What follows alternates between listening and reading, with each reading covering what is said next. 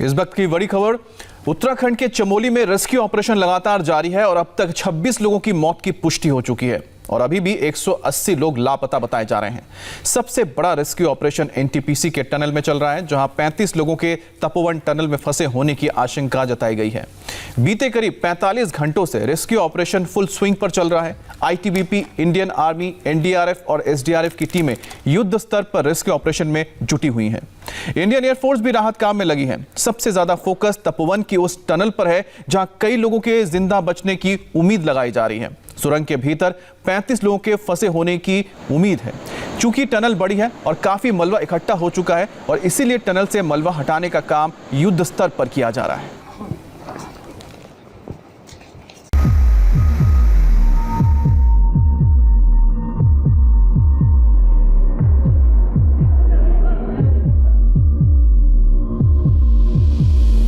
ये जद्दोजहद है उन लोगों तक पहुंचने की जो आपदा का शिकार हो गए। ये कोशिश है उन लोगों तक पहुंचने की जो त्रासदी में फंस गए। दिन तो दिन, रात को भी बिना थके रेस्क्यू ऑपरेशन जारी रहा। यही वो टनल है जिसके अंदर लगातार रेस्क्यू ऑपरेशन चल रहा है और यहीं से जीवन की किरण देखने की उम्मीद है। उत्तराखंड में जिस तरह से आफत आई, उससे पार पाने के लिए और हर फंसे हुए शख्स तक पहुंचने के लिए सबसे बड़ा रेस्क्यू ऑपरेशन जारी है। ग्लेशियर टूटने से हुई तबाही को 44 घंटे से ज्यादा का वक्त बीत चुका है, लेकिन बिना रुके और बिना थके देश की तमाम एजेंसियां रेस्क्यू ऑपरेशन में जुटी हैं। एनटीपीसी की टनल में इस वक्त भी राहत और बचाव का काम जारी है। आपको बता दें कि 70 मीटर तक इस टनल को साफ कर लिया गया है। अभी भी बड़े बड़े अर्थ मूवर्स यहां से मलबा निकाल रहे हैं। चूंकि ये मलबे वाली टनल थी, इसलिए इसका ढलान नीचे की तरफ है, जहां बड़ी संख्या में मलबा भरा हुआ है, जिसको लगातार निकाला जा रहा है। विकराल जल तांडव के बाद उत्तराखंड के तपोवन में चारों ओर तबाही पसरी है। इसकी बर्बादी के निशान चारों ओर देखे जा सकते हैं। एक एक जिंदगी बहुत कीमती है, उन्हें बचाने की जंग जारी है।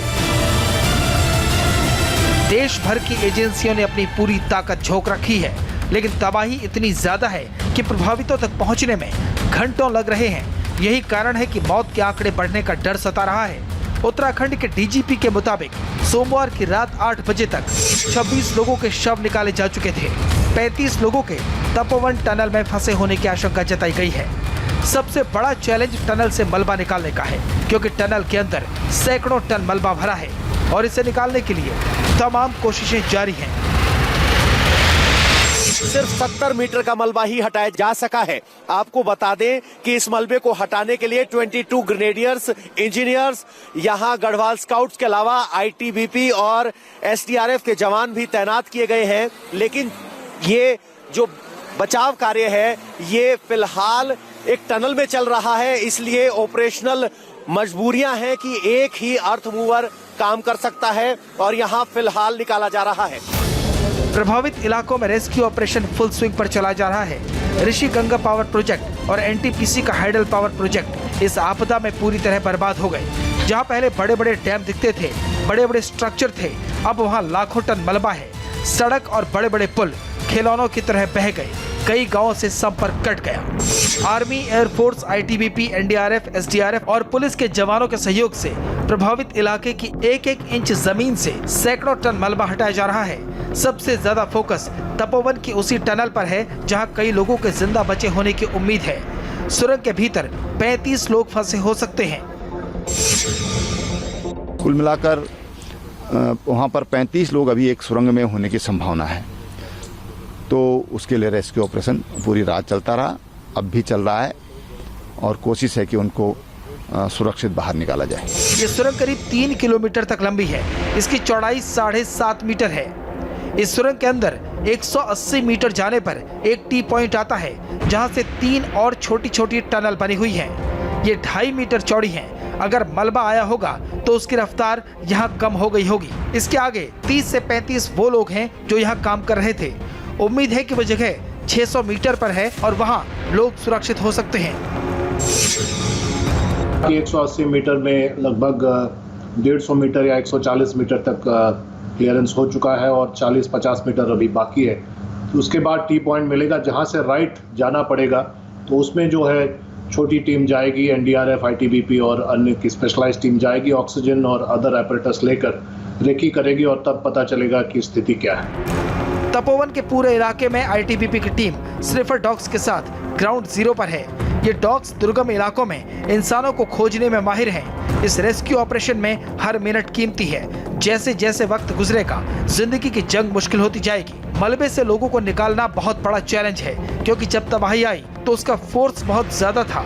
ऐसे में सुरंग के भीतर से मलबे को बहुत सावधानी से हटाया जा रहा है, यानी उम्मीद की किरण अभी भी बाकी दिखाई दे रही है।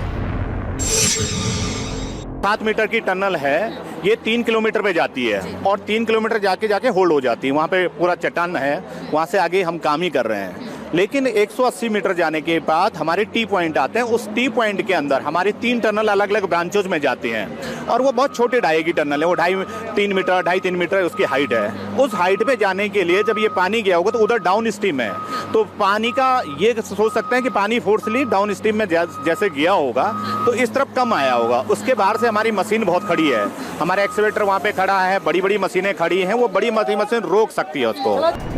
नंदा देवी ग्लेशियर टूटने से पहाड़ का मलबा धौली गंगा की धार के साथ तपोवन के 2 हाइड्रो प्रोजेक्ट की सुरंग में जमा हुआ। रविवार को आईटीबीपी के जवानों ने छोटी सुरंग के मलबे को साफ करके वहां फंसे 12 लोगों को निकाल लिया।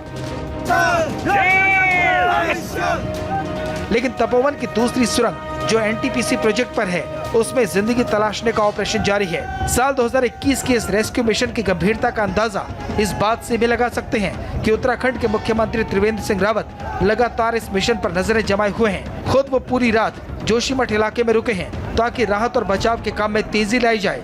प्रधानमंत्री नरेंद्र मोदी 4 बार मुख्यमंत्री से अपडेट ले चुके हैं। केंद्र सरकार के 2 मंत्री मौके पर हैं। सारी एजेंसियां वॉर फुटिंग पर काम कर रही हैं। इंदर सिंह बिष्ट और गोनिका अरोड़ा के साथ पवन नारा, इंडिया टीवी, चमोली।